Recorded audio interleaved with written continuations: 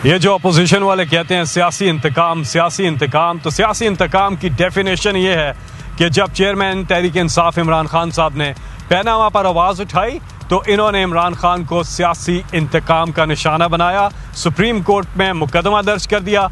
इमरान खान साहब भागे नहीं और ना ही उन्होंने अदालतों पर हमला किया, बल्कि एक एक पाई का हिसाब दिया उस कमाई पे जो बाहर की, और एक एक पैसा बैंकिंग चैनल से पाकिस्तान लेकर के आए। कोई पब्लिक ऑफिस होल्ड नहीं करते थे।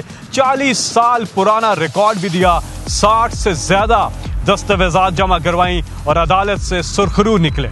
सियासी इंतकाम ये वो जगह है डी चौक जहां पे इन्होंने हमारे लोगों को, जो पुरअमन लोग थे, फैमिलीज थी, बुजुर्ग थे, बच्चे थे, उन्हें इन्होंने तशद्दुद का निशाना बनाया, रियासती दहशतगर्दी का निशाना बनाया, शेलिंग करवाई, पुलिस से फायरिंग करवाई, हमारे हजारों कारकुनान को इन्होंने गिरफ्तार किया और साथ ही में हमारे लीडर्स के ऊपर बशमूल चेयरमैन तहरीक इंसाफ इमरान खान साहब के इन्होंने पर्चे करवाए, मुकदमात किए, दहशतगर्दी के मुकदमात किए। तो वो था सियासी इंतकाम।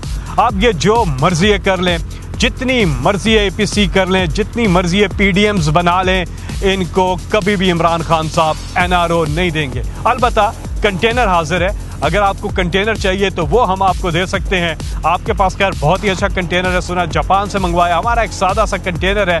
कंटेनर तो इमरान खान दे देंगे, लेकिन एनआरओ कभी भी नहीं देंगे।